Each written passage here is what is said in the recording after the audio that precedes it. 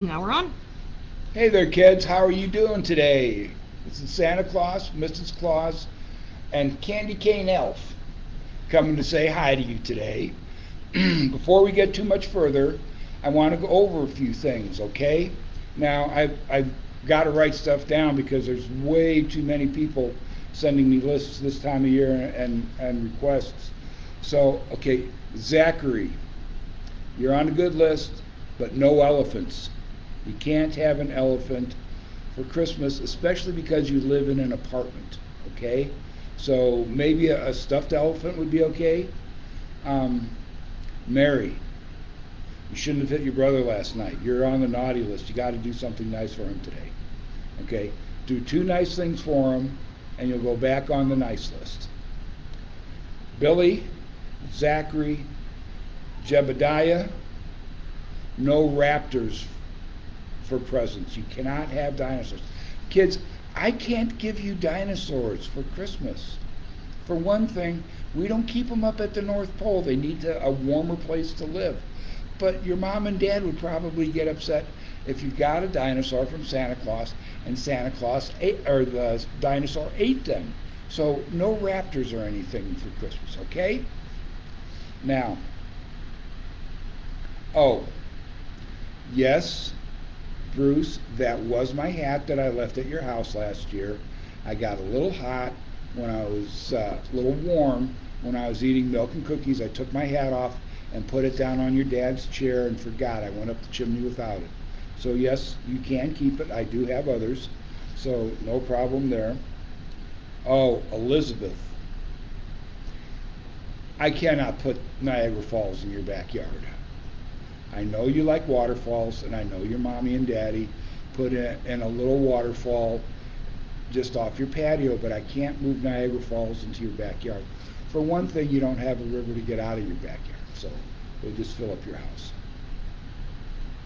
Oh, okay. Yes, basketballs can be a present. Basketballs filled up with water and frozen are called bowling balls. You have to drill holes in them. You can't bounce them as a basketball anymore, okay? Um, who's that, Cheryl? Sherry. Sherry, okay. Sherry, you've asked for a pony every year. And every year I have to tell you the same thing. Your brother is allergic to horses.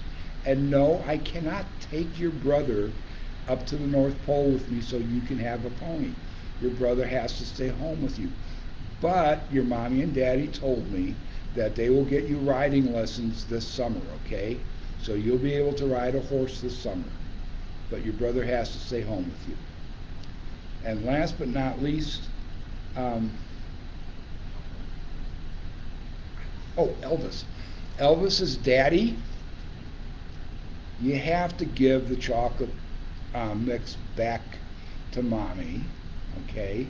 You can't keep all the hot chocolate for yourself. You have to share. You learned that as a little boy. I told you that as a little boy. But you have to share the hot chocolate mix with everybody, okay? So quit hiding it on people. And Elvis, thank you for that little tidbit of information because I know how much you like hot chocolate. All right? So let's move on. Do we have any new questions or anything? No questions yet. We have hellos from Yvette, AJ, Chance, Avir, and was here Avir says yesterday. ho ho ho. So you're practicing to be a Santa Claus. Well, that's very good. Hi, kids. It's just a pleasure to have you all here with me. Um, Anybody want to hear a story? I've got a storybook. It's right here. It's not the most popular one. It's not the most famous one, but it's probably the most fun. Okay? It's called Rudolph the Red-Nosed Reindeer.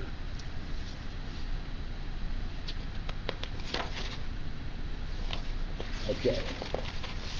Here we go. Ready? Everybody sitting down. You got your hot chocolate and cookies? Okay.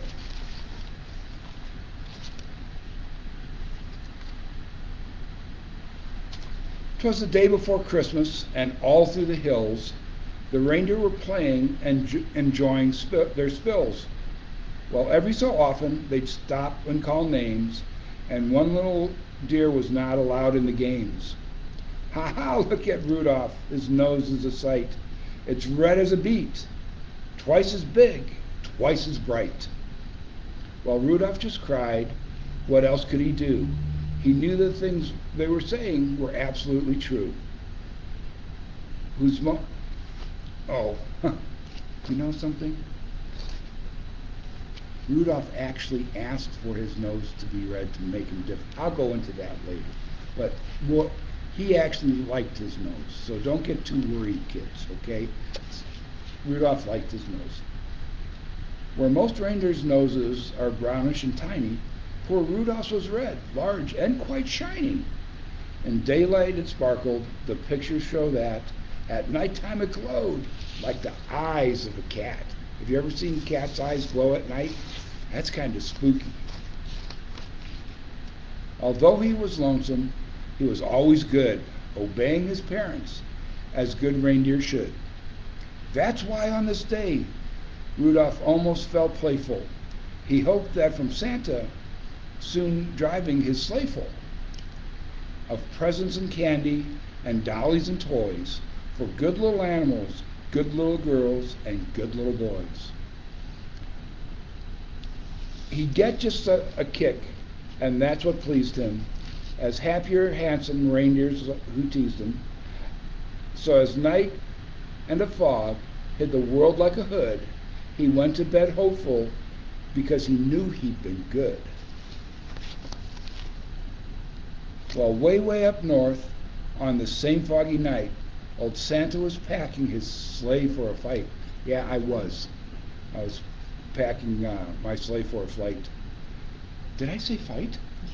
Ooh, goodness me. Flight. This fog, he called out, will be hard to get through.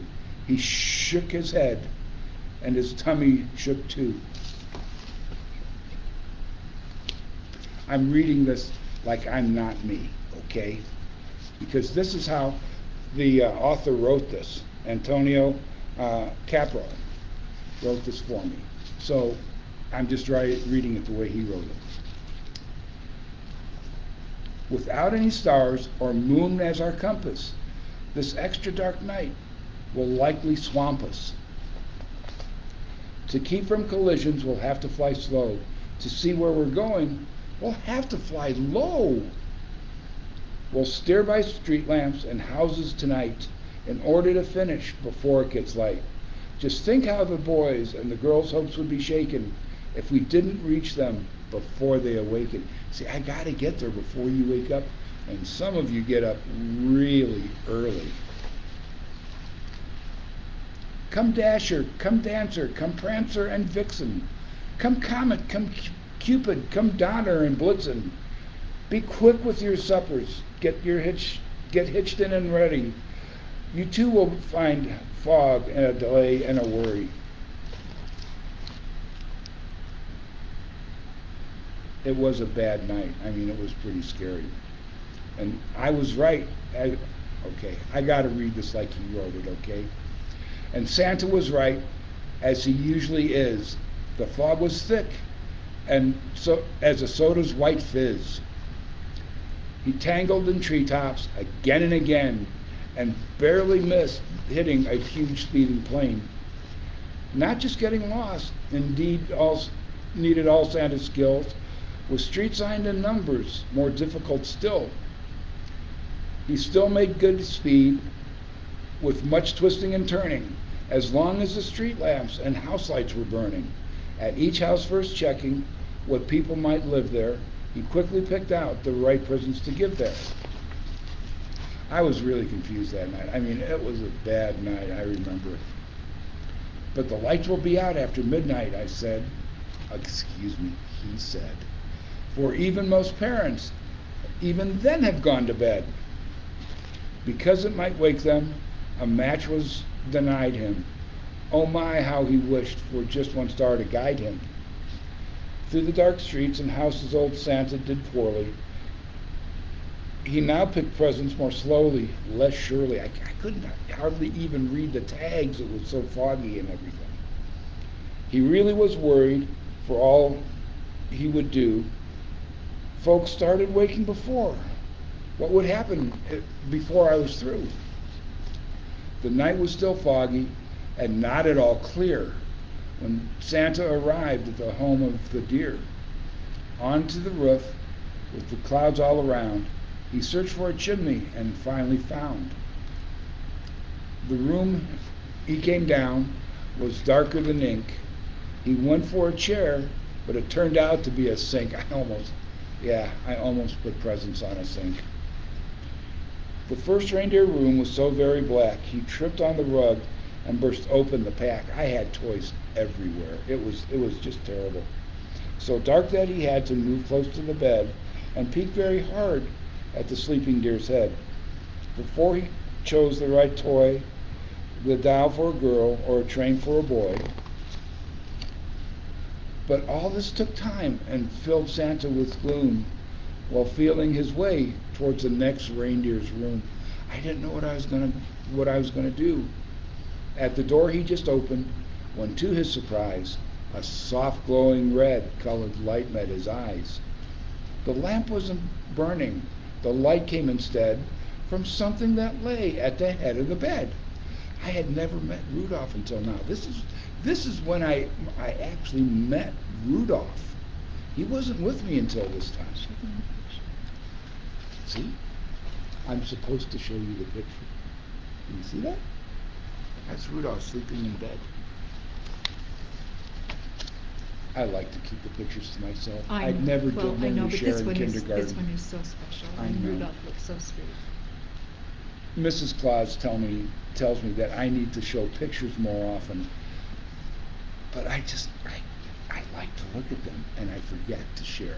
And that's something we should all learn to do. Okay, but let's get back to the story about how I met Rudolph, okay? Okay, let's see. Let this all take time.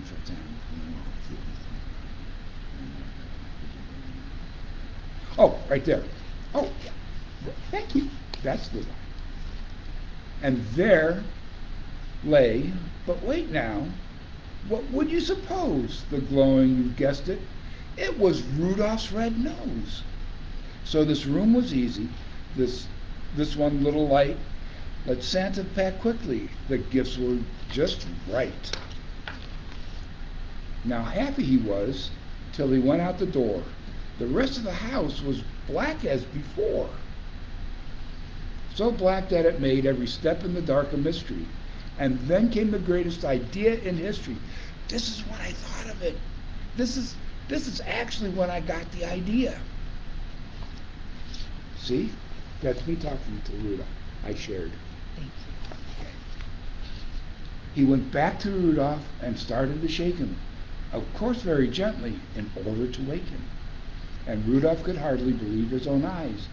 You just can imagine his joy and surprise. Just like you, he thought he had to stay asleep and would never see me in the night. And that's true unless I wake you up, okay? And I woke him up. At seeing who stood there at paw's length away and told of the darkness and fog delay, see, I was telling him what was happening. And Santa's great worry that children might wake him before his completed Christmas trip he had taken.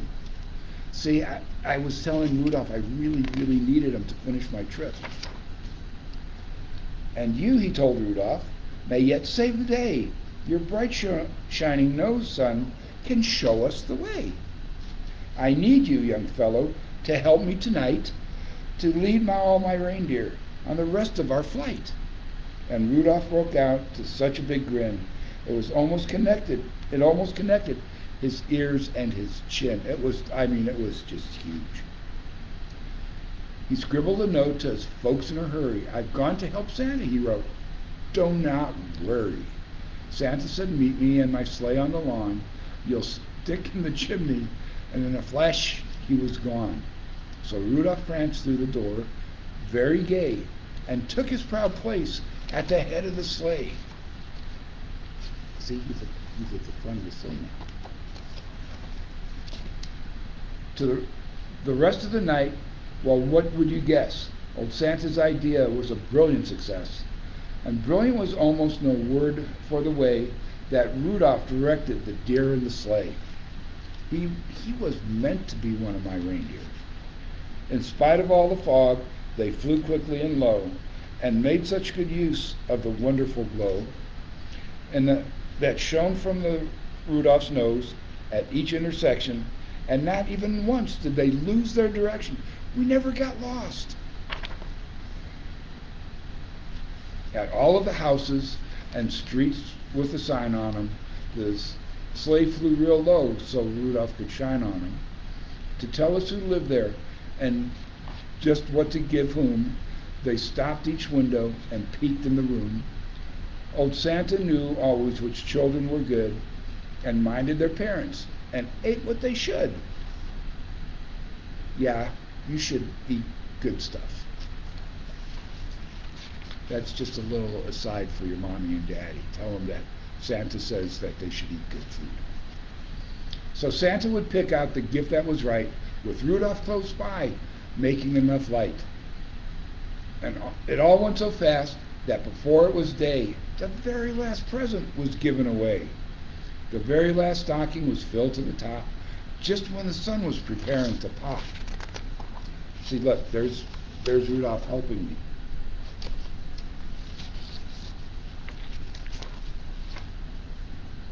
The sun woke the reindeer in Rudolph's hometown. They found the short message that he had written down, then gathered outside to await his return. And were they surprised and excited to learn that Rudolph, the ugliest reindeer of all, Rudolph the red-nosed, bashful and small, the funny-faced fellow they always called names, and particularly never allowed in their games, was now to be envied by all far and near, for no greater honor had come to a deer than riding with Santa and guiding his sleigh, number one job on the number one day. The sleigh and its reindeer soon came into view, and Rudolph still led them down as they flew. Oh my, was he proud as they came to a landing, right where his handsome playmates were standing.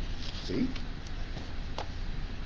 He came down, and there's all of Santa's reindeer, all my reindeer lined up behind him, and all the reindeer that made fun of him just staring.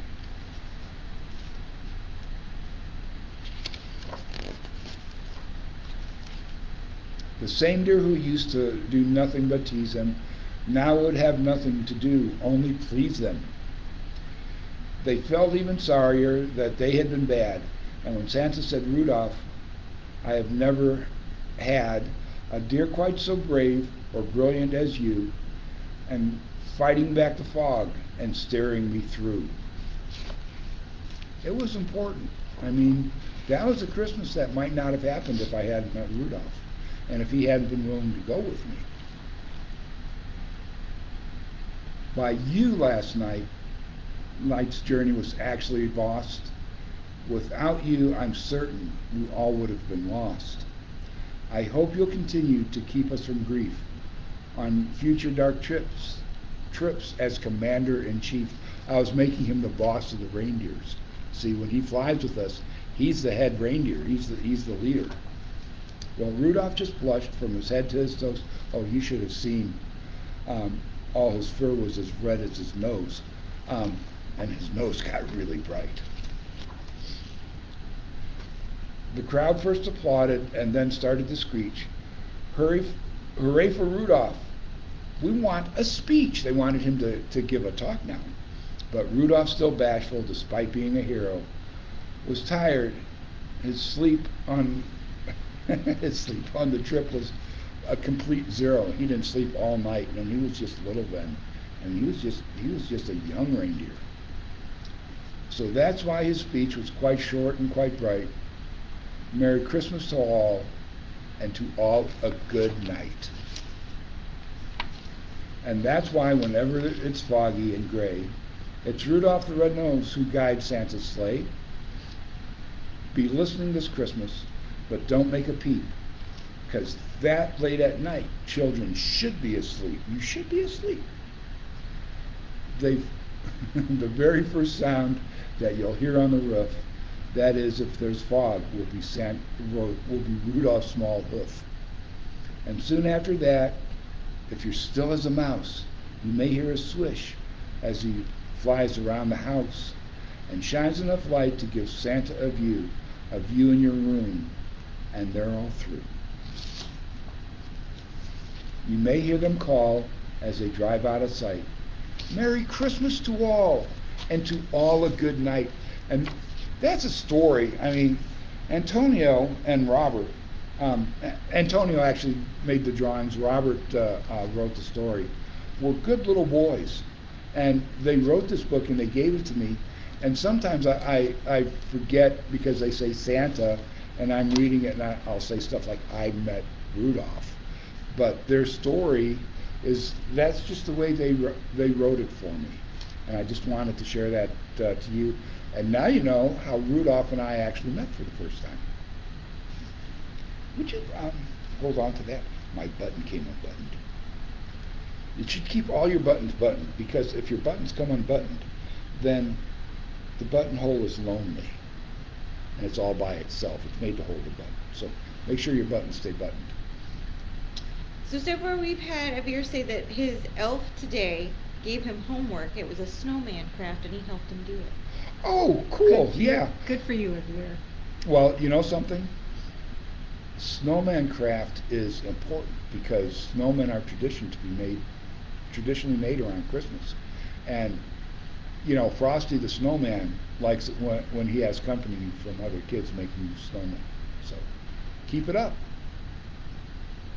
Other than that, that's about it for right now. Okay. We're going to have another. What did I do? Oh, I thought I lost my. This is my travel book. Do any of the kids have questions? If you have any questions, write Santa. Let him know. Was Javier's elf? It says Elfie is Avir's elf. He left a message. He said your snowman's great. So I mean that's a candy cane mark on the good side of the list for you. Okay, elves on the shelves. These are reports. If your elf on the shelf is listed here, pay attention, please. Super glitter pony elf? Oh, super glitter My Little Pony elf. Sorry. Super glitter My Little Pony elf says that Elizabeth would like to have a new set of does that say skates or skis? Skates. New set of skates for Christmas. Okay, we have extra skates up there, up at the North Pole, so we'll get them to you.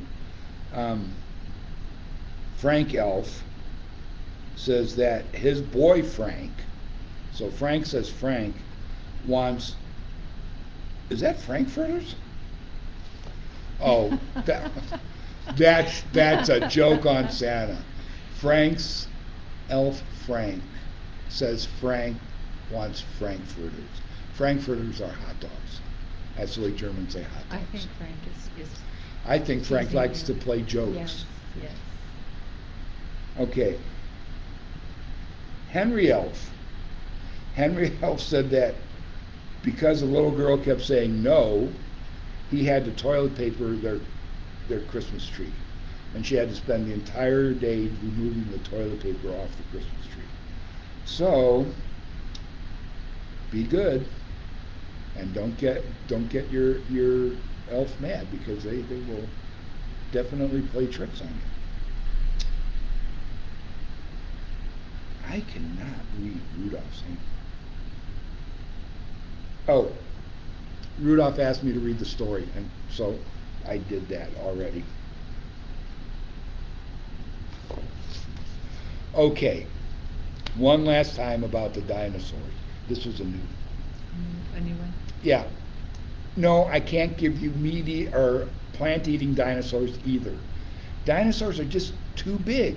I mean, even they had dinosaurs the size of cats, but they're not around anymore. and they don't live in cold areas, okay? So I can't, even little dinosaurs, even little plant-eating dinosaurs, I can't give you for Christmas. I just don't have them. There are dinosaurs that are still alive today. Alligators, crocodiles. The saltwater crocodile is the same as dinosaurs were. The snapping turtle was just like dinosaurs were. And, that's something that you might want to look up on the internet and see what animals are alive today that are like dinosaurs back then. But I still don't think that your mommy and daddy would want me to give you a saltwater crocodile or a snapping turtle, okay? So please, maybe something that, hang on a second, I just got a jingle.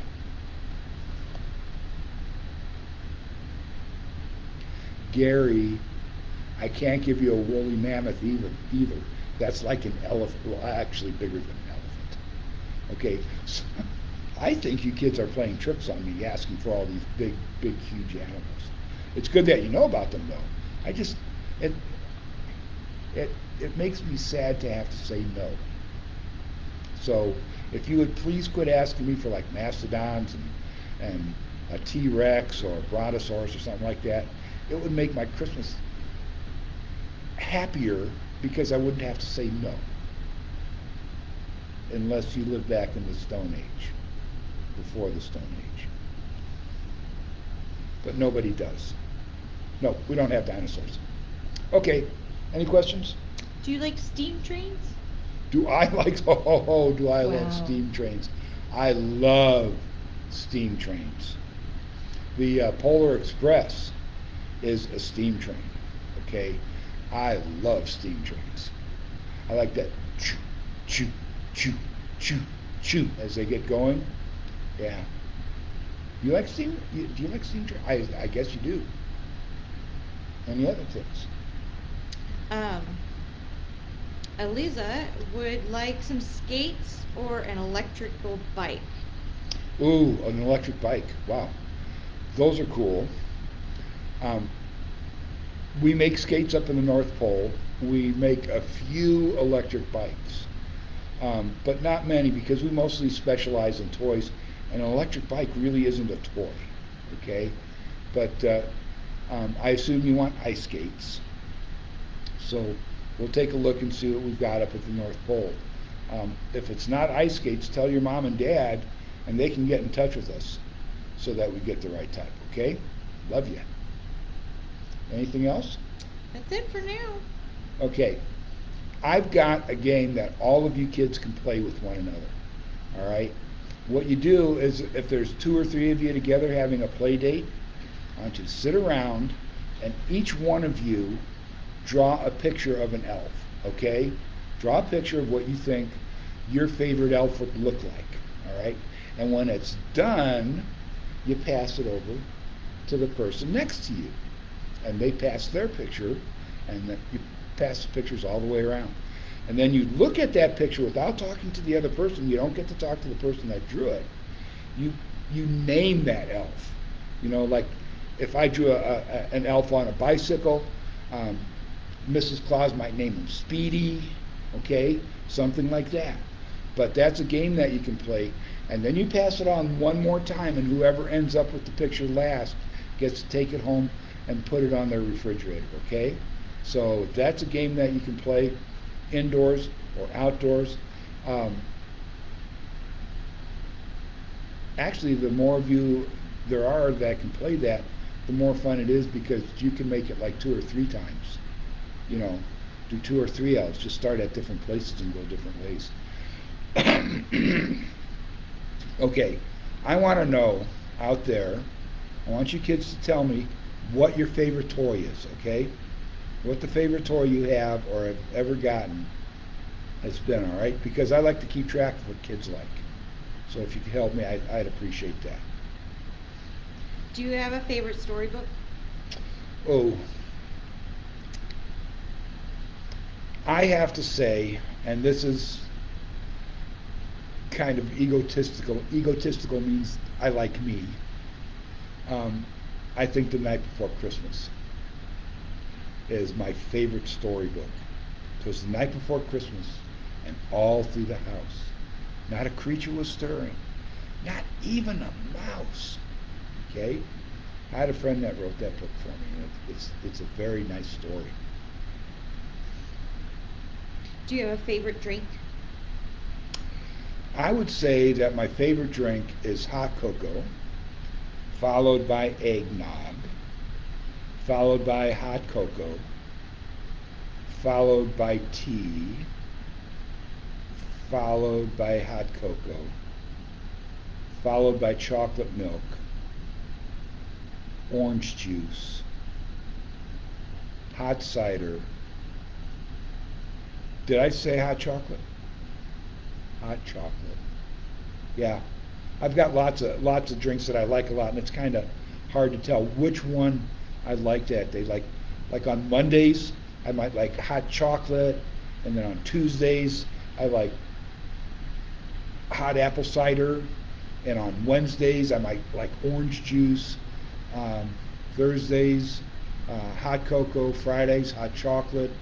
Saturday, chocolate milk. Oh, wait a second, that's a lot of chocolate, isn't it? You get the idea. It is. Mix them up, because I got lots of favorites that I shouldn't say favorites, favored drinks. But I would say hot chocolate if I could only pick one. That's all the questions for now.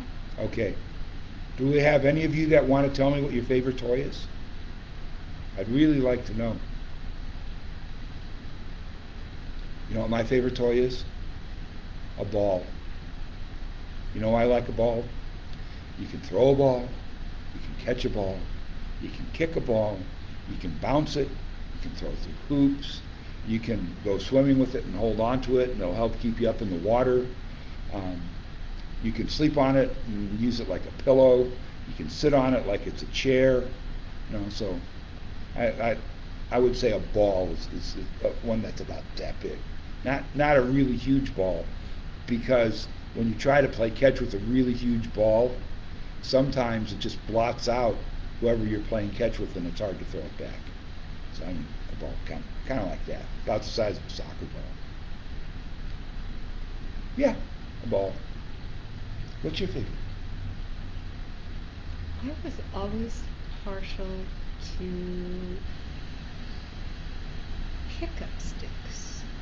Oh yeah, you were. But she leaves them laying all around. She'll be playing pickup sticks. Well, then I get called away and I have something to do, and then I've got, yeah, I don't always pick up my toys, but eventually I do. Yeah. I think you were like that when you were a little girl. You kind of leave your toys out. Good. What's your favorite? My tea set. Oh, yeah. Yeah, you play with that a lot. It's fun to have tea parties. Well, one time she had a tea party for like 300 elves. That was quite the thing. They had a whole workbench for this tea party. That was pretty fun. We got anything from our kids?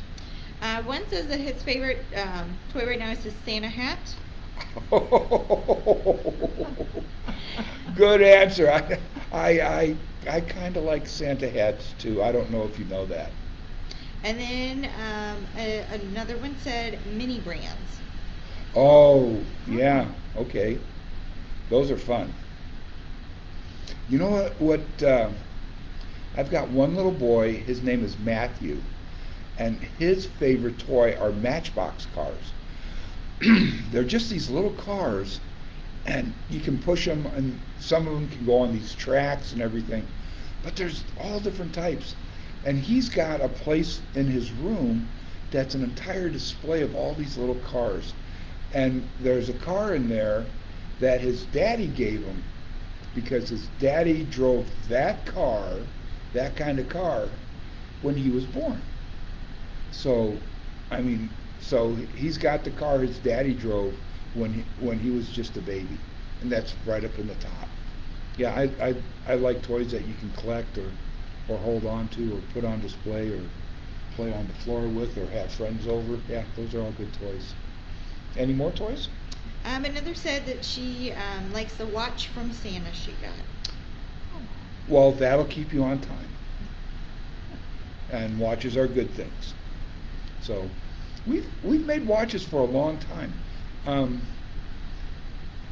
Way back when, before like phones and computers and stuff, not everybody had a watch or a clock. So those were asked for quite a bit. You know, could they get and the watches went in our pockets. We didn't wear them on our wrists. They went in our pockets. They're called pocket watches. No more for now. Oh wait, hang on. One is asking for Avenger figurines and a submarine on Christmas. Okay. I don't know about real or fake. Okay. I was just going to get to that. Action figures, fine. Submarine, good, as long as it's not a real submarine. For one thing, you have to have an ocean to use it. Okay. But yeah, submarines are kind of cool. Yeah, we've got some good submarine models. Yep. Yeah, we do. I have liked boats since they were first in the water and they were just made out of reeds and stuff. And sailing ships, they were made out of wood with big sails, and then they got paddles on the side, steam wheelers with paddle wheels on the side. And submarines are so cool because they can go under the water and explore stuff underneath the waves. And you know that it can be just storming up on top. I mean, just big, huge waves and hurricanes and everything. But underneath the water, it's all nice and calm. So, yeah, I think if yeah, submarines are fun. Anything else? Nope. Okay. Now, how many of you prefer? All right, I want to hear from you. Just big or small. When you have a mug of hot cocoa or hot chocolate, do you like small marshmallows in it or big marshmallows in it? Or I suppose small, big, or no for none. Okay, so small for the little marshmallows, big for the big marshmallows, and no for no marshmallows. Okay, so if you tell me how you like your hot cocoa, I like small marshmallows in mine. So do I. Yeah. Rudolph likes big marshmallows. Actually, Rudolph just likes the marshmallows. All the reindeer like I marshmallows. know, but Rudolph will eat the whole bag. Do you know what? You know, don't blame it all on Rudolph. Oh, He is the youngest, still. That's true. Yeah. But Blitzen likes marshmallows Yes. too. Blitzen likes chocolate marshmallows. True. Yeah. You bring a bag of chocolate marshmallows up to the North Pole, and if Vixen knows they're there, you'll never see them again. It's just like they're gone. Oh, he did clarify that it's a bath toy submarine, not a real. Okay. Oh. Okay. Yeah. Cool. All right. We can do that. We can do that. Does anybody want a kite? We used to get a lot of requests for kites to fly during the summer. I know it's winter and you have to wait until summer or spring to fly a kite, but does anybody still like to fly kites, or is that something that kids don't do anymore? Because I got to tell you, I used to really like to fly kites. I taught a young man by the name of Benjamin Franklin how to fly his kite, and he made an experiment with a kite one time. And your mommy and daddy can tell you about that, because it's not something you want to do as a kid. But yeah, I taught Benjamin Franklin how to fly his kite. Do we have anything? We have two that said they like the big marshmallows, one that said the small, and then one that said any marshmallows are just fine. Well, I gotta tell you. An equal opportunity marshmallow eater. Well, Mrs. Claus, when we run out of small marshmallows, we've been known to use big marshmallows, even chocolate marshmallows. Well, and we don't bother to cut them up in this. Yeah, that's true. Yeah, that's kind of a good answer. Any marshmallow, I like that. But I do like small marshmallows. Rudolph likes big marshmallows. I suppose it's just how you want your hot chocolate to be, or hot cocoa. Have any of you guys had hot spice cider, apple cider, with like nutmeg and cinnamon in it? That's pretty yummy. What Mrs. Claus does is she gets a big pot and she puts apple cider in it, and then she puts some cinnamon sticks and sprinkles some nutmegs on it and heats it up, and oh, that's delicious after you come in after a snowball fight. Cinnamon and cloves. Oh, I forgot about the Yeah. see, that's why she cooks. She cooks, I drink it. So, um, but yeah, hot spice cider is really good. It doesn't have to be a snowball fight. It could be sledding, or skiing, or just going out making snow angels, or just being out in the cold.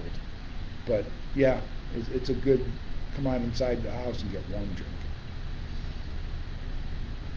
We had a question of how old are you? And he said that he is 4. Okay. Well, I'm older than you are. I'm hundreds of years old, okay? I come from a long time ago in a land that was very, very far away. I'm over 1,600 years old, okay? And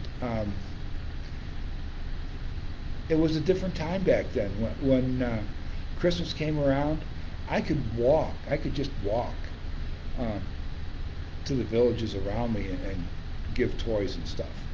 But now, I've gotten so much pleasure and so much joy out of giving toys to children that instead of just the children in my village, and then the villages around me, and then the villages around them, and then the cities and the villages, it's gotten to the point now where I deliver toys to children all over the world, and that's taken time. I mean, that wasn't done just overnight. So, what you may not know is every time you open a toy and you see it and you love it, my elves and Mrs. Claus and I can feel that love. So people ask me why I do it. Man, that's an awful lot of love you get feeling when you kids open up your toys. So yeah, I've been around for a long time, and you're going to be around for a long time. And when you get older, I guarantee you that one day you will realize that you have met me, and you will know how I was able to tell whether or not you were, well, any of you were good little boys or good little girls. Okay? Did that answer the question? It did. Okay. And one said, wow. I don't think she was expecting that old of an answer. Well, I've been around for a long time, and I've looked different throughout all the centuries. Okay? Not the same. So, times change, things change, and Santa Claus changes. So, and it's because I think I'm pretty much what people want me to be at Christmas. Okay? And it's kind of funny because I don't know if you can tell, but right down in the middle of my beard, it's a little bit darker than every place else. I mean, my beard isn't really snow white. Well, I used to have brown hair and a brown beard. And one day I woke up and poof, it was gray. And Mrs. Claus told me to wash my face because she thought I got like chalk dust on it or something. So we scrubbed and it just stayed that way. And I think it's because all you little boys and girls decided that Santa needed to have white beard and white hair.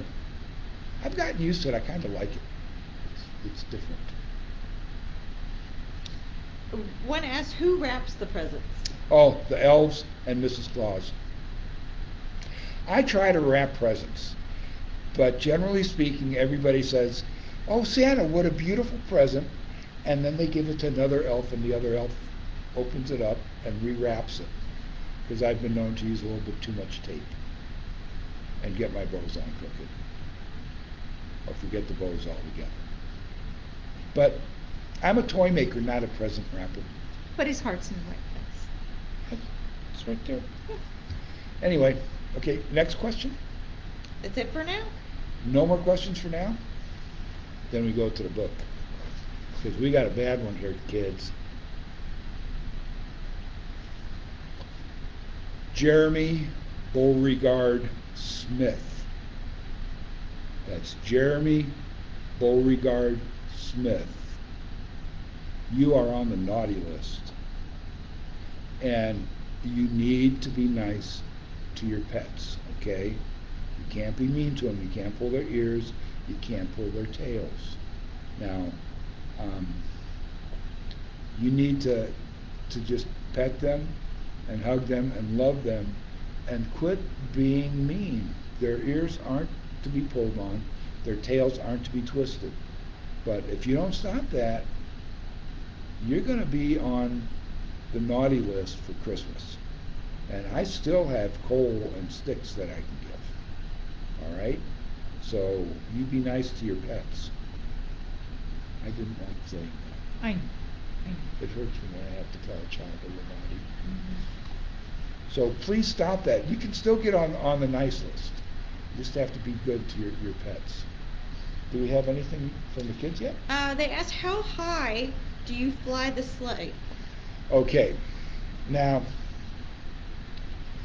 of course, it depends on what's underneath me. If there are mountains underneath me, I fly really high, because if I were to stay like at 100 feet, the mountain was 3,000 feet high, kind of crash into the mountain. So I guess what you're talking about is how high over the ground do I fly. I usually don't go over 7,000 feet. Over 7,000 feet it gets really cold, and even though I can see with the eyes of eagles, it's tough to see from that high up. Generally I like to keep it around 1,500 to 2,500 feet. Okay? The thing about it is, I go up higher when a lot of little kids aren't in bed, because I don't want you to be able to tell where I'm at, because then you call friends, you get excited, nobody goes to sleep, and then I have to go to another town and come back, and it could make me late. So I try to stay, I try to ease around where you won't see me, although some kids have seen me. I gotta admit that. Mm-hmm. Billy Joe Bob last year, he got a flash picture of me. He got me just on takeoff, but I didn't see. He was dressed as a bush.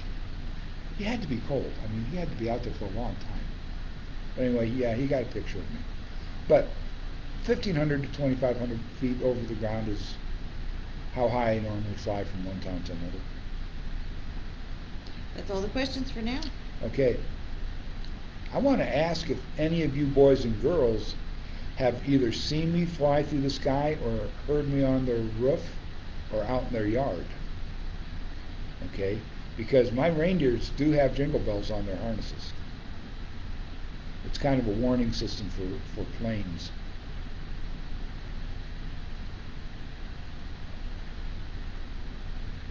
We'll wait for, yeah. It takes a while for me to ask a question and your answer to come back. So do you know what? I'm going to tell you a story how I met Mrs. Claus. We were young, and Mrs. Claus, this will explain a lot of things to you. Mrs. Claus, her mommy and daddy owned a bakery. And Mrs. Claus baked, guess what? Cookies. And not only did she bake cookies, but I thought she was the most beautiful and wonderful person I'd ever met. So every day I would go to the bakery, and depending on how much money I had, didn't have a whole lot of money then. I'd buy one cookie. And I always made sure that I waited until she was the one that was free at the counter, that her mommy and daddy were helping other people. Then I'd go up and say, I'd like one cookie, please. And she'd give me a cookie, and I would leave and I would eat it. And then one Christmas Eve, just before I was going to go out and deliver toys to girls and boys, this is a long time ago, this is when I wasn't flying around yet, I went into the bakery, and there on the counter, with a little note for Chris, because I was called Kris Kringle. For Chris was a plate with 2 cookies and a glass of milk. And that's why cookies and milk have always been special for me on Christmas Eve, and that's the day she won my heart. He'd already Well, yeah. So every time I eat a cookie, I get to think about Mrs. Claus and how much I love her. AJ said he has seen you go super fast, and then he went inside and went to bed. Ooh. I'm- Yeah, you want to be asleep. Yes, I am fast. If you're going to see me fly near your house, you got to be quick. And you did the right thing by going inside and going to bed. I think I saw you. I think you kind of went, oh, and then ran back inside. So, was that you? Did you kind of go, oh, when you saw me? So anyway, anybody have any other questions? Alyssa said that her mom saw you at her house in 2018 and actually took a picture of you. Oh. Yeah, I've had people take pictures of me, and I like doing that. I will post, but mommies and daddies have to ask me, okay, because it's their house. You have to understand that. I can't do anything in your house except leave you toys for good little girls and boys without your mommy and daddy's permission. So if they say, yeah, come on in and we can have pictures, well, I'll try to do that. Sometimes I can even do that before Christmas, because Christmas Eve night is kind of hard because then you can only take like one picture, and it's kind of like while I'm putting the packages down, you have to snap the picture and then I'm off. Okay, so yeah. AJ replied that it was at his grandma Maxine's, and his aunt actually pointed out that it was you. Oh, yeah, she's there, right? Yeah, I remember that. My You've Been Spotted alarm went off. Yeah, I remember that. That was fun, huh? Oh, say hi to your aunt, give her a big hug and a kiss, and, have a very Merry Christmas.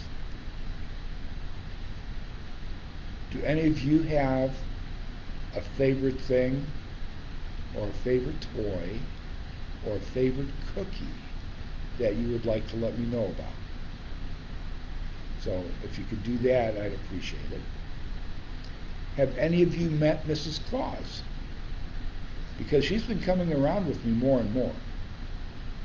Probably not. A lot of times I stay in the sleep. That's true. But sometimes, I've gone to malls and you've been with me at the mall. Well, that's true. But that's different. Well, yeah, that is different. That's not where... A lot of times on Christmas Eve, Mrs. Claus has to stay back because she makes sure that, like, when I'm over Japan, I've got the toys for the Japanese girls and boys, and China, and in Russia, and India, and the Middle East, and Europe, and England, and Canada, and all over the world, that I have the right toys, because it would be very bad if I had the sack of toys for, say, Pittsburgh, Pennsylvania, and I was over Dallas, Texas. So she makes sure, because the should I tell them secrets? I'll tell you a secret. It's not always the same sack. Sometimes when I take off, the sack that I just used, that's empty, it kind of goes boop, and it's full. That's because it's a new sack that Mrs. Claus sends me with magic. So she did one time send me a sack of feathers. And this is just after I take an elf with me sometimes, and the elf gave me some Rice Krispie treats, and you know how sticky those are on your fingers? You know how you can get marshmallows on your fingers? So it was a friend of hers' house. And when I went down with my sack and I reached in expecting a present, I pulled out, my hand was just all covered with feathers. So that was kind of a joke. And next thing I know, the right bag is booping down the chimney because she had sent it, and the feathers were gone, except the feathers on my fingers. So you kids, this is what, about 6 years ago you did that to me? No, 16 years ago. So, time passes. It is. Okay, if your mommy and daddy found a feather on one of their Christmas presents that was kind of like stuck to it, that's because that was the year that Mrs. Claus played the famous Rice Krispie and feather trick on Santa. Okay, because sometimes when I would put out a present, a feather would get stuck to it, and it didn't wreck the present or anything. It just, some people thought that it was a decoration that was meant to be, especially that wrapping paper that we used that year, the 12 Days of Christmas, and the feather on one package went right on the wing of the partridge in a pear tree. So the people there probably thought it was part of the decoration. There's a few people that like mini brands this year as a toy. Yeah. And then, one said that he was an honorary elf with you and Mrs. Claus. So there must have been an award given to him. Yeah. Or was that here at the Harman Center one year? Because I had a couple honorary elves here with me, and you had to be really good to become an honorary elf. Yep. So it's I miss sharing the joy with my elves and Mrs. Claus that I get about leaving presents for you kids. That's why I'll take the elves with me and Mrs. Claus with me at times, just so that they can see how good it feels. They can't come down the chimney with me. Well, the elves can. The elves have their own magic. But Mrs. Claus, we don't have magic to have Mrs. Claus come down the chimney.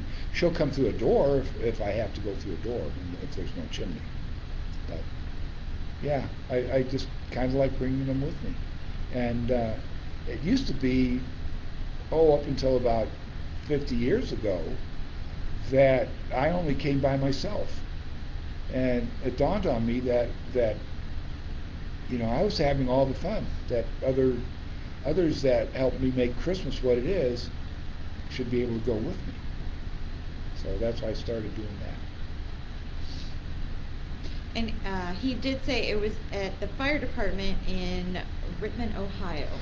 Oh, okay, yeah, I remember that. I thought you were here in Yakima, because that's where I'm at right now.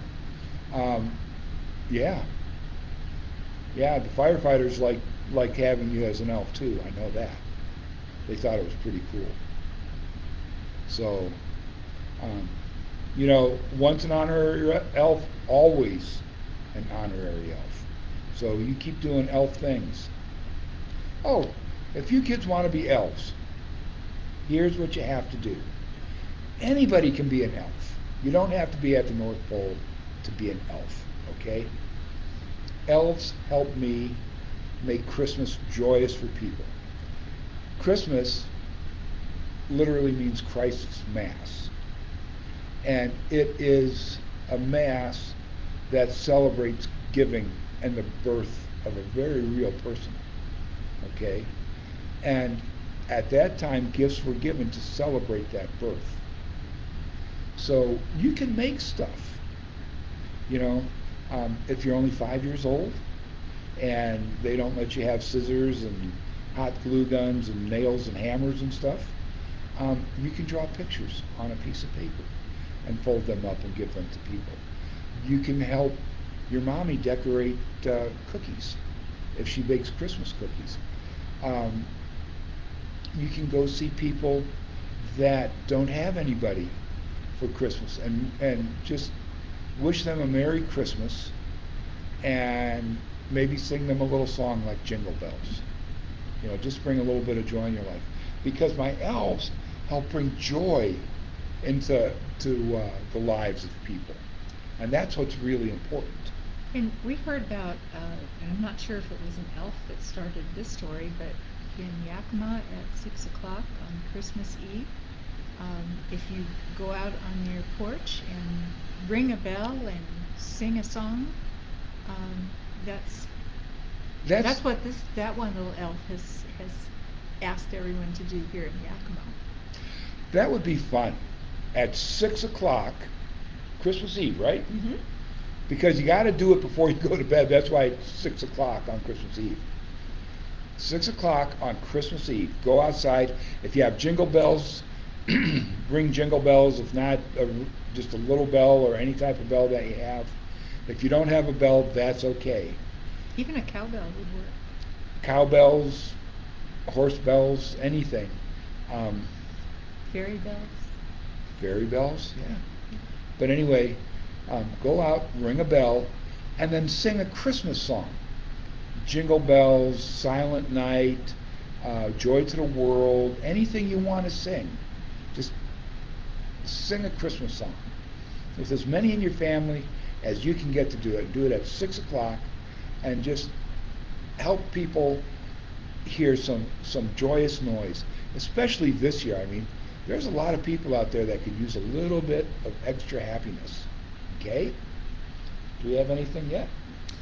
One asked, what do you do after Christmas? Okay.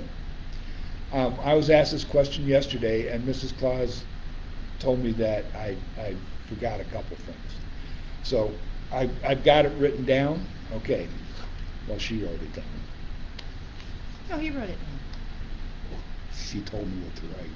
I suggested it. She held my cookies for ransom. Okay. When I come back from delivering toys, bring the sleigh and reindeer into the stable. Unharness the reindeer. Make sure the reindeer are brushed down, fed, and watered. And hugged. I'm getting to that. Oh, That's okay. the next one. Before you leave the stall, give them hugs and kisses and pats on the head. And this one's from me, and a candy cane. Come inside and take my boots off outside the door. Take my coat off outside the door, because a lot of times it's got soot on it. Go directly into the bedroom, go into my dressing room, take off my pants on the rug that's provided. She's got a black rug, so that I can take off my city pants. Put my boots away, so I had to take my boots with me.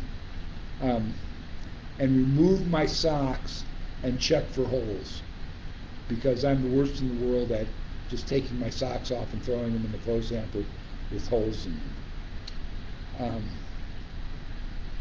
Put on my jammies. Come out to the sitting room. We have a sitting room with the fireplace in it. Sit down. Tell her all the exciting things that happened that night. Say my evening prayers. Go to bed and have visions of sugar plums dancing in my head as I dream. And then I have to have a long winter's nap. Which one did I miss? Oh, we forgot to have the hot chocolate. You always have hot chocolate. When you sit down in the chair. Oh, sit down and drink your hot. Yeah. It was Okay. in the fold. Okay, got it. I lost it in the fold in the book. I gotta have needle handwriting. So that's what I do after. Mostly it's take care of the reindeer. Don't track soot in the house. Sit down and drink my hot cocoa and tell her about all the things that I saw if she didn't go with me that year, and then go to bed for a long winter's nap, about a 6-hour nap. What do you do for New Year's? Oh, we go out dancing. We do. And the elves. Never the same place twice. Right. You know, one year we went to Paris and we danced on the Eiffel Tower. That was a lot of fun.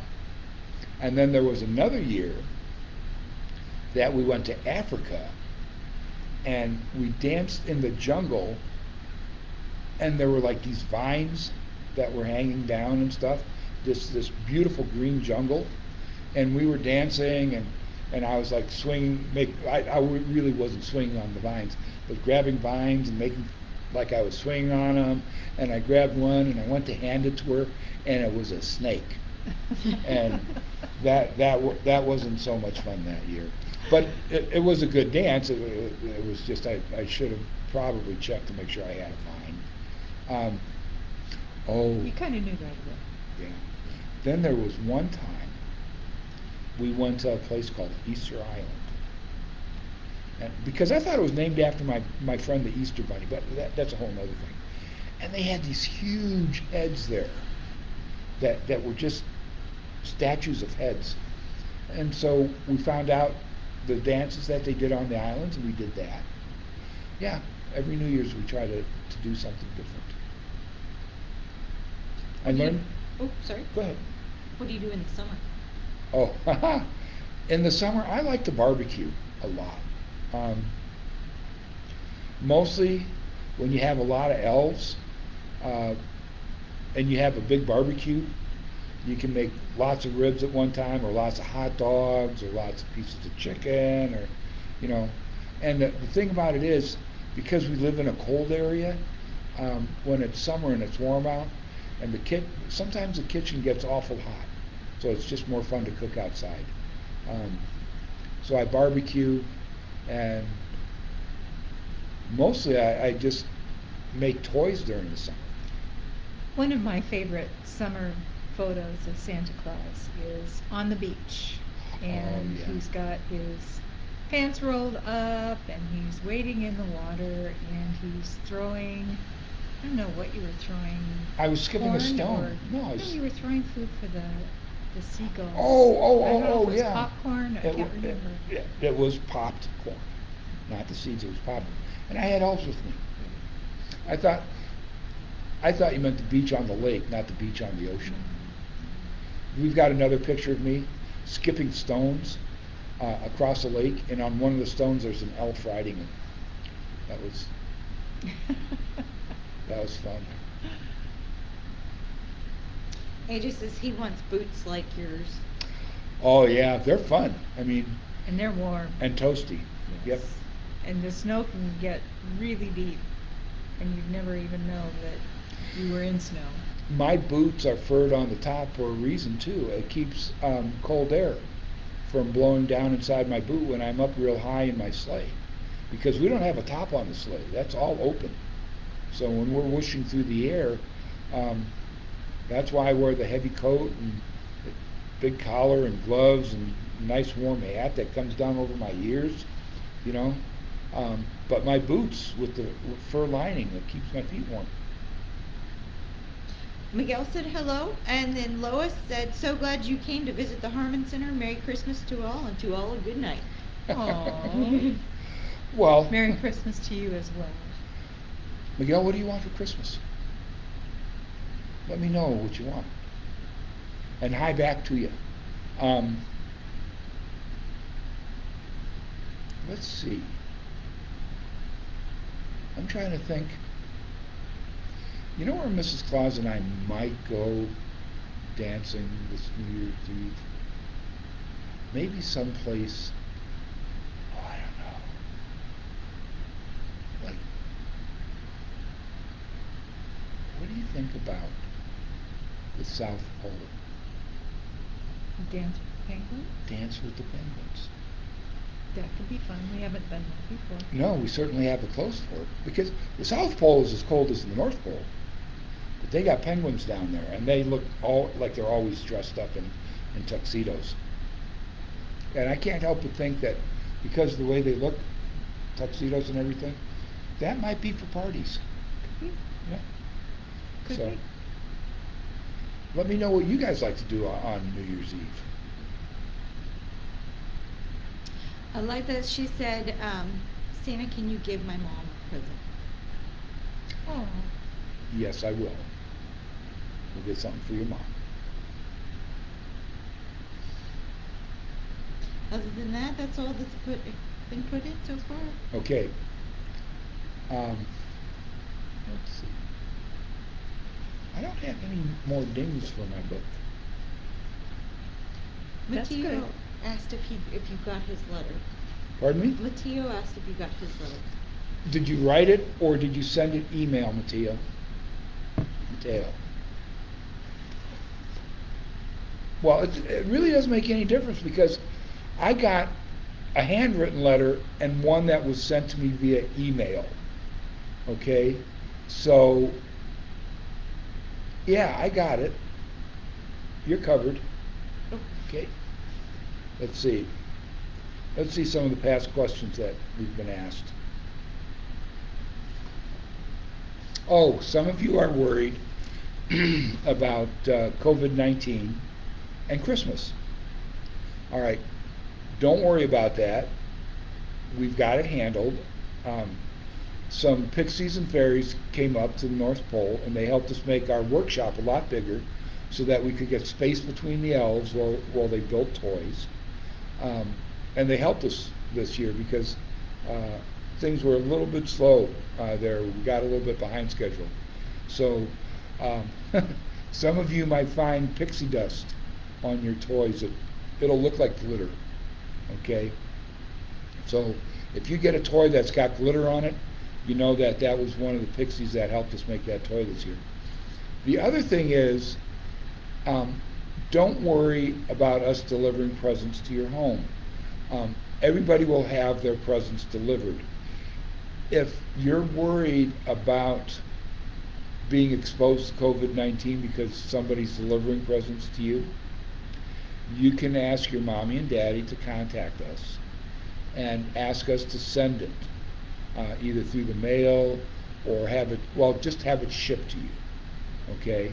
And we can get that taken care of right up until Christmas Eve. If you wait until Christmas Eve itself, by that time everything is either on its way or put in bags. So that means if they contact us by midnight tomorrow, we can make sure that your packages will be taken out of my bags and off my sleigh and will be shipped. So you don't have to worry about COVID-19, okay? And what was the other one that they asked about? Oh, yes, we do wear masks at times. The three of us have been tested. We don't have COVID, so that's why we're not wearing a mask right now. But you'll see me out there every once in a while, and I take my beard and I put it up high, and I put a mask on, and my beard acts as an extra mask. So if you see some guy with a hair sticking out of his mask, that's probably me. Okay, so just don't worry about us. We're all healthy. Okay. Oh, Mattia did say he sent it in the mail. Okay. So this is mailed in. Yeah, we got that. I can remember the elves bringing me. It was in the box of M's. So, yeah, I remember that. We got it. And you've been a good boy, by the way. Just want to let you. You've been a good boy. What is your favorite cookie or cookies? Oh, wow. I can tell you this, okay? The only cookie I don't like is a mud cookie. Okay, there was a little girl who made me cookies, and I thought it was a chocolate cookie, and it turned out to be a mud cookie, and I didn't like that cookie. But in her defense, she was only 3. She was only 3. And she couldn't bake in the oven. Well, yeah, her mommy wouldn't let her run the oven. But you know what we did with that cookie? We put it in our cookie museum because it was kind of sweet that a little 3-year-old girl made a cookie for me. And since then, especially with chocolate cookies, I'll kind of look at them a little bit closer to make sure they're not made out of mud. But there's not a cookie. To answer your question, there isn't a cookie that I've eaten that I didn't like. So that's the answer to that one. Don't worry about what you leave out for me. I'll like it. If you had a choice, would you choose milk or coffee? Wow. You know, early in the night, I'd rather have the milk, but yeah, not too many kids put out coffee for me, but coffee would be nice. Helps me stay awake and kind of peps me up. Because it's a long night. I mean, a real long night. So I guess I would say if a couple of you could put out just coffee for me, I would appreciate that. A little bit of sugar and a little bit of milk in it, or off on the side. Sometimes milk and sugar in my coffee's good, but a lot of times I just drink it black. So I guess what I'm saying is any way that you put the coffee out, that would be fine. Your mommy and daddy can help you with that. One said that she saw you and your reindeer at the lights at the fairgrounds. Yes.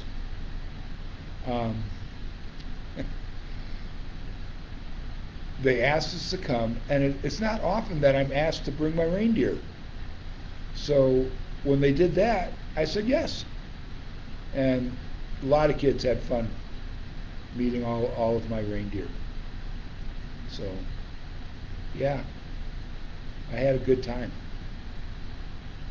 That's all we have for now. Okay. Does anybody know how I get into houses that don't have chimneys? And I'll wait for a little bit, and if you can't think of anything, I'll show you what I use, okay? So, because there's a way I get into homes that don't have chimneys. I prefer chimneys because I can just land on the roof and then just go straight down. But if I have to go through a door, then I usually land out in the street so I don't leave tracks. But sometimes I have to land on a lawn, and I'm always afraid that maybe my sled will land, or my sleigh will land on a flower or something, and I don't want to do that. Blitzen has been known to eat flowers. He likes flowers. Okay, any guesses on how I get in so far? Not yet. Okay, I'll wait for a little while longer, and then I'll show you. And, oh heck, I'll just show you now. I always carry a bag with me. You never can tell when you'll need it. Hang on a second. I got it.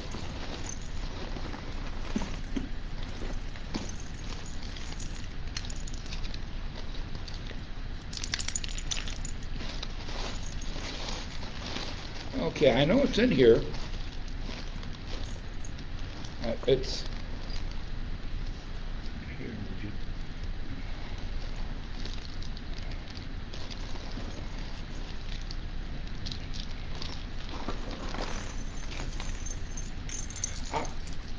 Just be patient. Oh, there's.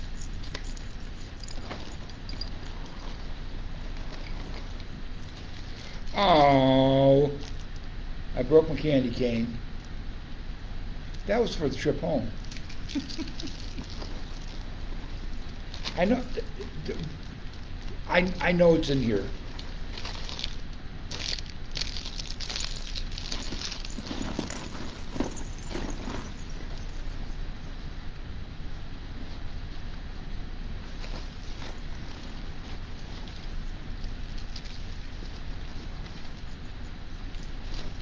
Oh, that's my magic key. Oh, it came detached. That's why I couldn't find it. I had it hooked on to the side of my bag, but I must not have hooked it on right. Anyway, all I have to do is go up to your door and touch my magic key to the door lock on your door, and the door will open for me. That's how I get into homes that, oh, here. Oh, yeah. Maybe we should put that stuff back in the bag. Excuse me, we got to repack the bag. Oh, she's trying to keep those.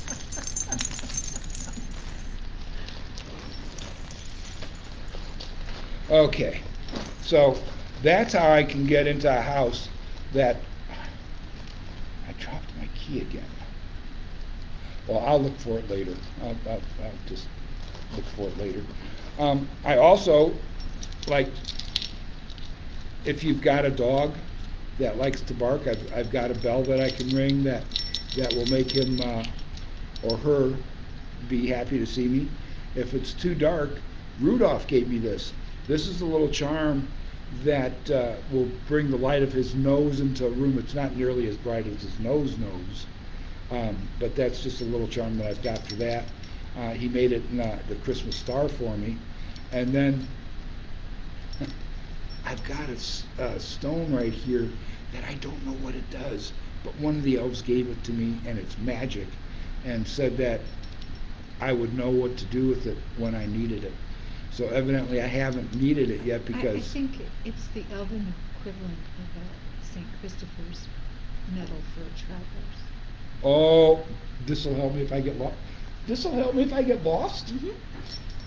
Oh, that's cool. That's cool. That yeah, I got that way before GPS and Waze and all of that. Thank you. Anything else? So it was not all your reindeer at the fairgrounds, but just 2 of your reindeer. She wanted to make sure. Oh, Right one. okay. Yeah, we had all of them there at first, but they get tired. Mm-hmm. So we started sending 6 back to the stable and just having 2 out. Was it Dasher and Dancer that were there when you were at the fairground?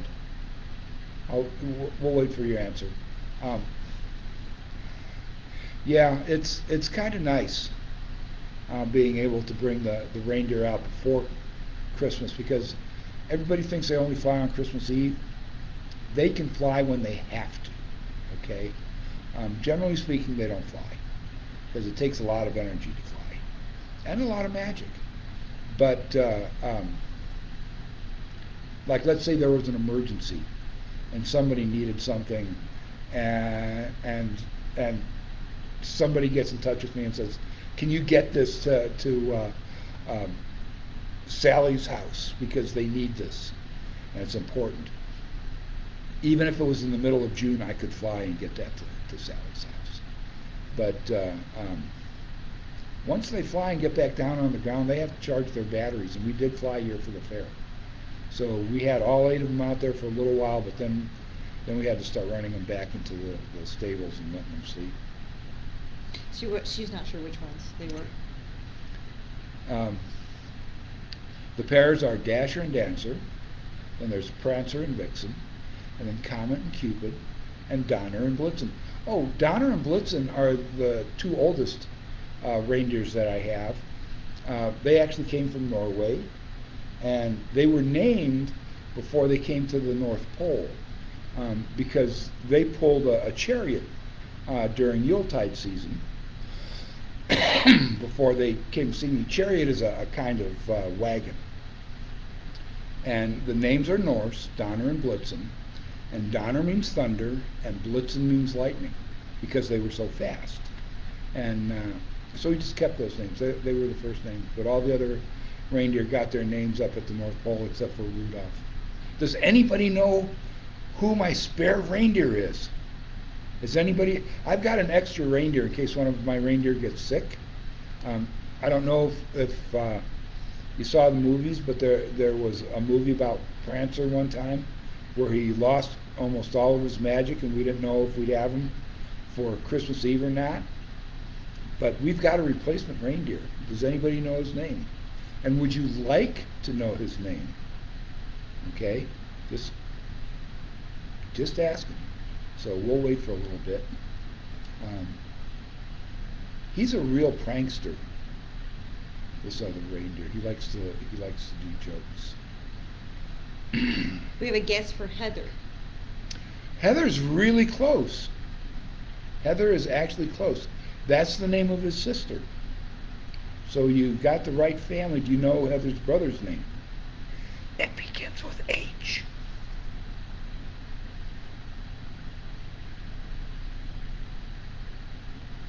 Anyway, yeah, he likes to play jokes on the other reindeers. Okay, his name is Harold. Harold the reindeer. And he thought that songs were written about him because there's a song that goes, "Hark the Herald Angels Sing," and he thought that was a song about him being an angel, but it wasn't. But he's kind of a jokester.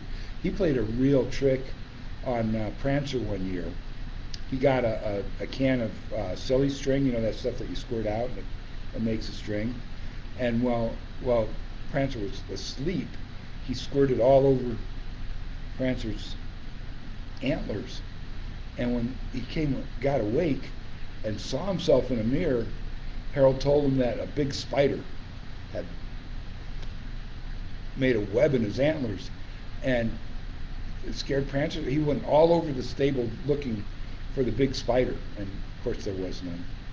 Spiders don't live up in the North Pole. But he was kind of freaked out. He was freaked out. Yep. He started flying. He just stayed up by the ceiling, and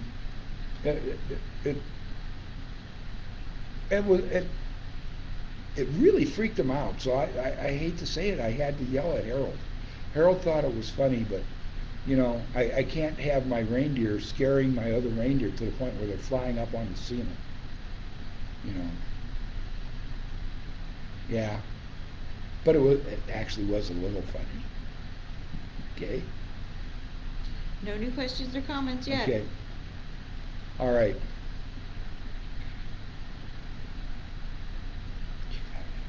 Well, Anything yesterday else? we asked the kids if they knew how many girls Oh. in the reindeers there were. Okay. Here's just a question. How many boys and how many girl reindeers are there? So how many of the reindeer, the 8 because Rudolph's a boy, how many of the reindeer, Dasher, Dancer, Prancer, Vixen, Comet, Cupid, Donner, and Blitzen, how many of them are boys and how many of them are girls? So that's something that you might want to think about and take a guess at if you don't know.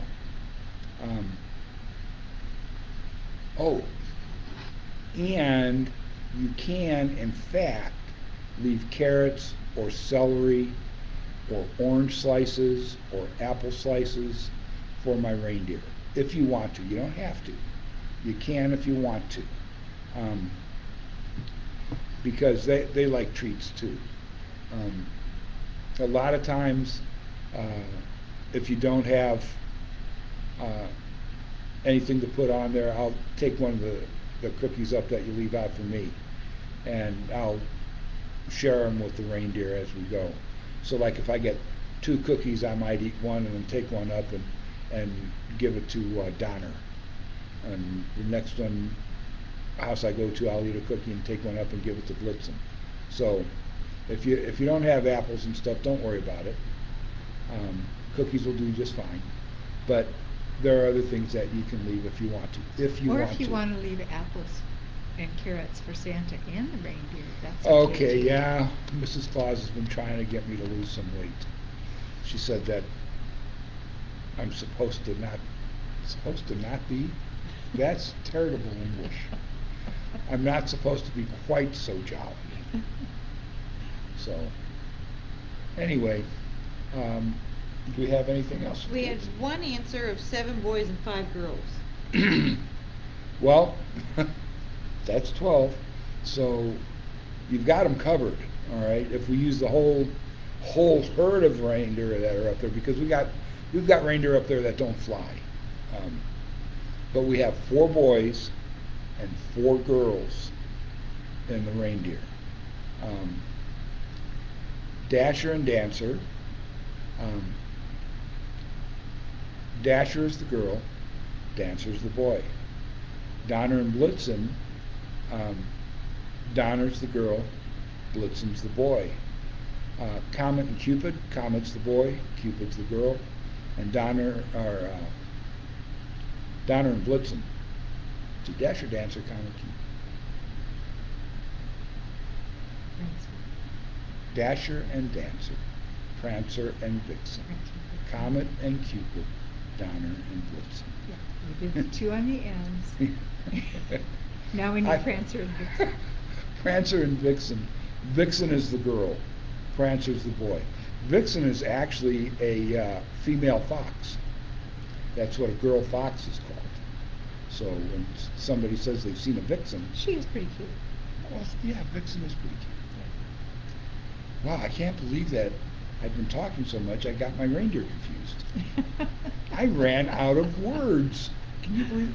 Have you kids ever been like trying to explain something and it's like you've run out of words and you just You just can't get them out right. Happens to adults too, even really old ones. Do the reindeer like Rudolph? The reindeer do like Rudolph. um, oh, I was going to tell you the story behind Rudolph and his red nose. Rudolph, when he was just a little baby reindeer, he was smaller than the rest of the reindeer. If he was in a dog litter, if he was a puppy in a dog litter, he would be called the runt because he was the smallest. Well, the year that the reindeer babies were born, Rudolph was the smallest reindeer. And he wanted to not be different, and then he found out that, well, you can't be anything than what you are right there. You're the smallest. You can't be the biggest because you're the smallest, and nothing's going to change that. So he thought and he thought and he thought, and he was given a chance for one wish from the wishing star. And he thought about it, and he thought, well, maybe he could be bigger, but then there were big reindeer everywhere. And then he thought maybe he could have antlers. Well, all reindeers, boy and girl reindeers, caribou, have antlers. Maybe he could have shiny hoofs, and that didn't work. So then he decided, because all the reindeer had brown noses, brownish black noses, that he would like one that was special and shiny and different. So that's what he wished for, and the wish gave him a shiny red nose. Well, you know how little kids can be kind of mean if somebody is different from them. I'm sure all you kids have seen it, where one little kid is picked on maybe because they're different. And the other kids, sometimes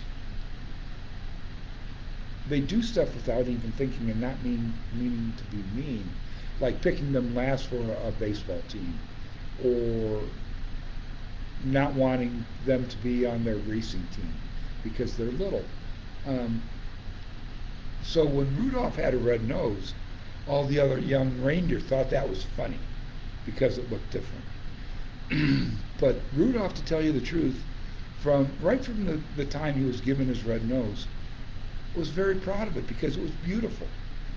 You know, if you think about it, you've got this nose that where everybody else is dull, you've got a shiny nose and it's beautiful, and it lights things up for you at night, and you can see things that other people can't see, and you're never alone in the dark because it's not dark because you have your nose. And so he was very proud of it. That's why when I woke him up, he was confident enough to go out with me and lead my sleigh. Being the first reindeer, that's an important job, because those reindeer are the ones that guide my sleigh. Okay? And they're the ones that get me to where I'm going. So even though he was a young reindeer, that was a big job for him. But that red nose of his, and the confidence he had from knowing that he was different, knowing that he had skills that nobody else had, and making him proud of what he had, allowed him to lead my team that night, that very terrible, dark and foggy night, successfully, so that all the boys and girls got their toys. Emily, it's 5 years old and said to tell you hello. Emily, hi, hello. Merry Christmas to you. Let me check. Emily, you're on the good list. Oh, you are? I already know. I know who Emily is. Merry Christmas. Okay, you're on the good list, Emily. Have any of you kids ever been on the bad list? You know, almost all kids are on the good list. I'll be honest with you. But have any of you found yourself on the naughty list? Because if you have, you know, you can do good things to get off that naughty list right up until Christmas Eve. You know, right up until you can get on the good list. Well, I'm in the air. Because Mrs. Claus, as long as I haven't delivered your presents yet, Mrs. Claus can get an update. And if she needs to, she can send me presents, special delivery via elf magic. So, if you're on the naughty list, work hard at getting on the nice list. No Anybody? new questions or comments yet? How many kids do we have on? 2 right now. Okay. Oh, we got a pair of you. So I'll tell you what. What are their names? Do we have names? No, they don't tell me the names. Okay. For the kids that are out there, I want you to know something. Because you're watching me right now, I'm going to put a gold star with cross candy canes. That's the highest good award I can give. And I'll put that next to your name in my book of naughty and nice, okay? And that's because I appreciate you watching me. And I'm having a lot of fun meeting with you. So, I'm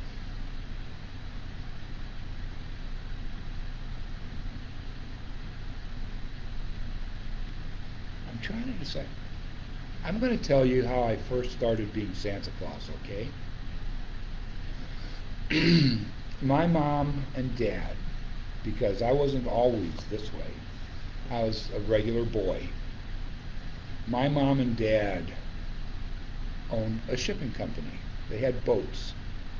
And this was down in an area around the Mediterranean, okay? And they took things across the Mediterranean Sea, to other places so that people could sell their stuff. Kind of like Seattle selling stuff to Portland.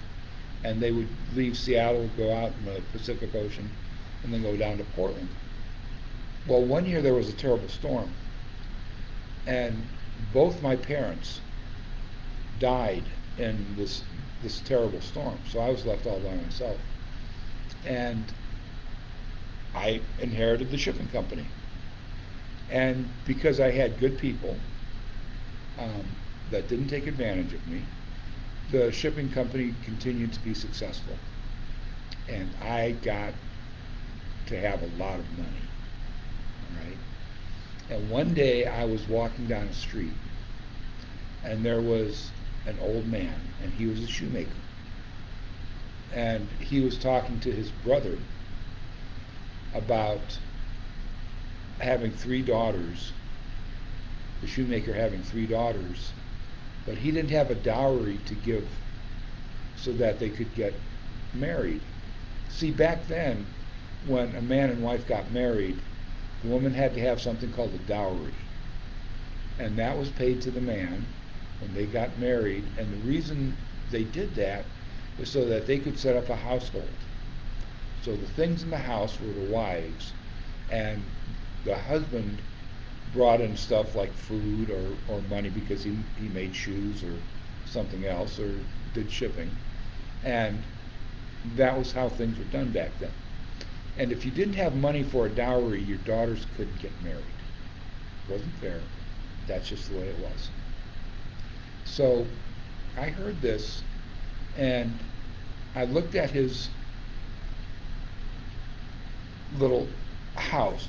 It was more of a hut than a house. And it was very run down. And I looked back at my house, and my house was made out of stone, and it had a beautiful roof on it, and I had lots of food. And I looked at his house, and he didn't have the nicest clothes, but he had clothes. And his daughters didn't have the nicest dresses, but they had dresses. And the house was worn, but it was clean. And I could tell that this man was doing the very best he could for his daughters. And his daughters, even though they knew that they didn't have a chance of ever getting married, never complained to their daddy. As a matter of fact, they helped him. Okay? And I thought, this family deserves some help. So I didn't want them to know that I was helping them. Because if you expect to get something back by doing good for somebody, that's not really such a good deed. But if you just do it because it's the right thing to do and not expect anything back, that's a good deed. And that's what my daddy and mommy taught me. So I took a bag of coins, and in the night, I walked past their house and I threw it up in the air at their chimney, and I went down the chimney. And they were hanging their socks to dry at the fireplace. And guess what? The coins landed in the sock of the oldest girl. So they get up in the morning, and she finds 4 gold coins. And 2 were enough for a dowry for her, because gold was worth lots and lots and lots and lots of money back then. And the dad took the rest of the money and started fixing his house and buying clothes for his girls and buying food for them. And I noticed that he didn't buy anything for himself. Everything he did with the extra money was for his girls or to give them a better place to live. So I got another bag of coins and put them in a little sack and threw them up, and this time it just went down and landed in the fireplace on the stones. And the next morning they found it, and he took 2 of the gold coins for the dowry for the second daughter, and now he bought nice dresses for his girls. He bought them sleeping mattresses so that they didn't have to sleep just on the floor. He bought them shoes so they didn't have to go around in their stockings. And still, he just spent the extra money on his daughters. So the next night was Christmas Eve. So that night, I took a sack and I put 4 gold coins and 4 silver coins in it. And I threw the sack up, and it went down, and it landed, believe it or not, in the stocking of the youngest little girl. So in the morning, he took the gold coins out, put 2 aside for the little girl, put 2 gold coins aside for his daughters to make sure that they had something, and then he took the 4 silver coins and he went to the market and he bought fruit, and he brought little things called dates, and he bought olives and things that he could give to people. And then he went around the village, and all the money all the things that the silver bought, he gave to people. He'd give this person an orange, and that person some dates, and this person some olives. And I realized that he took the bounty that I gave him and shared it with other people. And when that happened, I felt love inside of me. And I realized that giving was more than just giving somebody a gift.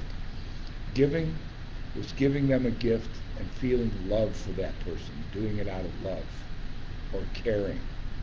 And when you do that, that gift comes back to you in the feeling that you got love and you got caring back. And I can't even begin to tell you how good that makes me feel when that happens to me, because you enjoy the gifts I give you. So that's how I actually started. I didn't start out being Santa Claus. I just started out being the rich guy up the hill trying to help a guy that was struggling to make ends meet because his wife died and not everybody could afford shoes. So, do you have any questions from kids? Christian wrote in, and he is 9 years old, and his brother is 1, and he is 6. And he asked that he wished that all the people that are sick can be safe, and that hopefully they can see their family. That is a wonderful, wonderful request. And even though I can't be sure that happens, I can ask and give my prayers that your prayers for them get answered. So I'll put you on my list of things to ask for. That the people you love and the people that you know and that the people in the world that are sick get better. Okay? Thank you for that thought. That was wonderful. Eliza asked if she could have a visit from an elf, and then also if you could bring a present to her grandmother. I will try to get a present to your grandmother.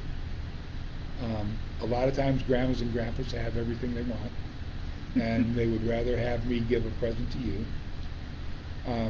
Elves are going to be tough to have a visit from this time of year because they are very busy getting the last of the toys wrapped, put into the toy sacks, and finishing up the last few toys. So I'll see if there's any available. I can't promise that, sweetie. Okay, I can only say I'll try my best. That's all the comments and questions we have for Okay. now. Oh, long time. We still have time. Let's see. I told you how I came about. Oh, how do you think I got the look that I have today? I have a red jacket that goes over this with buttons down the front. Because if this was 1930, I would be wearing a brown fur coat and brown fur covered pants and a very different hat, much heavier than this one, and my beard would be a lot shorter. And those clothes, the brown coat that I had back then, and the brown pants made out of fur, and the hat made out of fur, those were for riding in sleds and sleighs out in the cold winter months. I wasn't the only one that dressed like that. Your daddy, on his way to work, because we didn't have cars back then, to go to work and always, would often be dressed exactly the same way. So there was a guy that was asked to draw some pictures for a company called Coca-Cola. And he came up with a right jolly old elf with a beard and a red hat, red and white hat, and a coat with buttons down the front, and big tall boots and everything with red pants. And Mrs. Claus really kind of liked that look. She said you would look good in red, and red is my favorite color. So she whipped up an outfit for me for real, and ever since then I've been wearing red and white because she really likes that. Well, obviously, I mean, she wears red and white. But yeah, that was actually you can look it up. Go to the internet and have your mommy and daddy type in Coca-Cola Santa and pictures Coca-Cola Santa, and you'll see it's not exactly what I wear, okay, because she changed some stuff. But anyway, that's where my present outfit came from, because not only did she like it, but people throughout the world liked it. And remember when I said earlier that I look very much like the way you kids expect me to look. So now I don't think I could wear like a green coat and blue pants and an orange hat if I wanted to, because you guys wouldn't think that was very Santa Clausy. But that's where I got my outfit today. Anything? Nothing yet. We got about a little over 10 minutes left. Whoa, wow. This, again, it goes fast. It does. You know the sad thing about doing this for me? I've supposedly got 2 hours that I can talk with you. And it just goes by so fast. And I guess that's kind of like when I deliver toys. Okay, I really like doing that. So that helps me slow down time, along with the magic. But really liking the fact that I deliver toys to good little girls and boys helps the time just go whipping by very fast.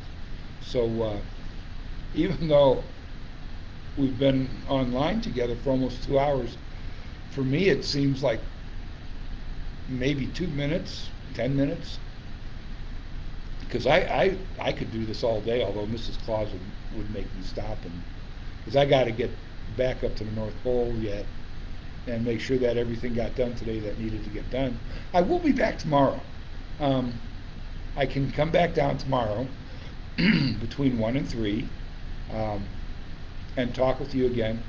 But that's going to be it, because on Christmas Eve I'm going to be up at the North Pole all day. So, well, at least until dark, and then I'm going to be out delivering toys. But anyway, I will be here tomorrow for a couple of hours, if you could tell your friends, and we'll see what we can do there, get more people on. We don't have many people on now, do we? We've got 4 watching right now. Okay. Not all of them show up on Okay. here. Well, we have 4 people showing online, and there's other people that don't show up. So before I go today, I want to ask you to do something for me. Take a little extra time and do something nice for somebody close to you. Whether it's help them pick up their toys, color a picture, help your mom or dad with the dishes. Do something nice, okay? That brings joy into their hearts. But do something special too. Go up to somebody that you love, or all the people that you love that you can get to, and give them a hug. And not just a little quick hug, but put your arms around them and hug them and hold on to them. And while you're holding on to them, tell them that you love them and to have a very Merry Christmas. And that, I guarantee you, will bring joy to them. And the more joy that you and I and Mrs. Claus and all my elves can spread, the better this world is going to be. And this year, as strange as it's been and as hard as it's been for so many people, the more joy, the more love, the more caring we spread, the better it will be, okay, for everyone. And you'll find out something. You'll find out what Mrs. Claus and my elves and I have found out, that when you give love, the love that that person feels for you, you'll be able to feel back. And it will make you warm right down to the tips of your toes. Okay? I want you all to stay safe. Okay? I want you to keep washing your hands. I want you to, if you're older kids, if you're the older kids, when you go outside, wear your masks. You know? Try to understand that you might not be sick, but somebody else around you could be, or maybe nobody's sick. But if one person can be saved from getting COVID, from getting sick, by wearing masks, then we should wear masks. It's just that simple. And I want to take a second here, and about wearing masks, your mommy and daddy are the final authority on that, not me, not Santa Claus. If your mommy and daddy tell you that you don't have to wear a mask, then that's up to them, okay? And you listen to them. But just try to stay safe and try to be happy. Understand that there are way more things to be happy than sad about in the world. If you don't believe that, just look at a Christmas tree and how pretty it looks with all its ornaments and lights. Okay? I can't look at a Christmas tree without being happy. Okay? Or sing Jingle Bells. Jingle bells, jingle all the way. Oh, what fun it is to ride on one horse open sleigh. Hey, jingle. Oh,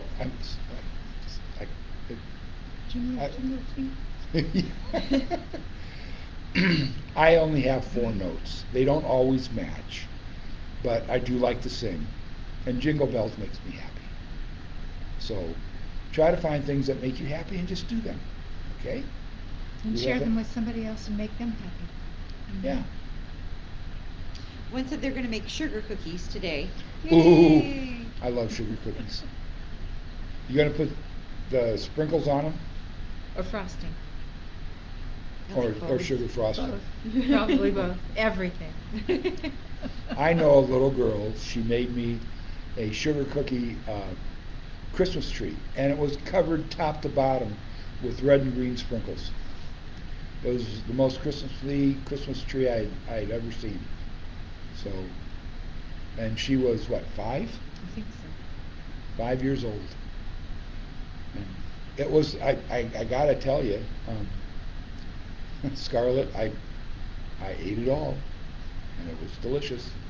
Every little sugar crystal. So, yeah, I love sugar cookies. Of course, I love any cookie. Well, except a mud cookie. Well, except mud cookies, yeah. Or mud fudge, or mud pies. Although, you know something, I know a lot of kids, boys and girls, that bake mud pies and bake mud cookies, so it's not that unusual, just don't eat them. It gets gritty. There's a couple that said that they will help the family, that they're going to do that to spread Christmas cheer. And That's wonderful. good. That's good. And there is something called the 12 Days of Christmas, the Epiphany. And what's cool about that is it's 12 days that extend the Christmas season. And what you do is you don't give big presents. But this year it might be hard. But in future years, like on Christmas you get your stuff. But then on the day after Christmas, you might go to your grandma and grandpa's and bring them some cookies that you made. And then on the day after that, you might go to a friend's house and bring them a couple oranges or a bag full of nuts or something. And what it is, I learned this from a German family, and I was told by the Oma, that's the grandma, Oma, that it was just a really good excuse not only to celebrate Christmas from the time of the birth of Christ until the Epiphany is the time of the birth of Christ till the wise men found him. It's a good way to get an excuse to visit family and friends and people that you don't often get to see, and because you get presents and or little things. If you were in that Oma's house, you'd see a bunch of little baskets, and it's because in Germany what they would do is they would fill these baskets. They're little baskets. They're not huge, and they might put like an orange with some cloves stuck in it and some nuts and maybe a couple candies, and you bring that over. You just leave the basket, okay? But somebody comes to your house, they give you a similar present, and they leave the basket. So you always have baskets coming in and out of your house. And that's kind of a fun tradition, and that's something that maybe you could do, if not all 12 days, maybe for like 3 or 4 days. You know, talk to your mommy and daddy about it. Maybe do it, if you can't do it this year, do it next year. You know, I know people that on the day after Christmas, they go over to their neighbor's house and they bring them fruit cake, which you either really like fruit cake or you don't. I like fruit cake. But anyway, that was a real traditional gift the day after Christmas for a lot of people, was to bring a fruit cake to a neighbor. So it's just a fun way to extend the joy of giving to other people. Okay? Just try that. It's more fun than you could imagine. And it doesn't have to be fancy, and you can't buy big expensive gifts. You have to buy, like, you know, get a bag full of Hershey Kisses and maybe put 4 kisses in a little sack and bring it to somebody. Okay? The whole idea is you're going to see them because you want to see them. All right? All right, we've got less than 1 minute. Ooh, less than 1 minute. Okay. I'm going to say to all of you, I love you. I will always care about you.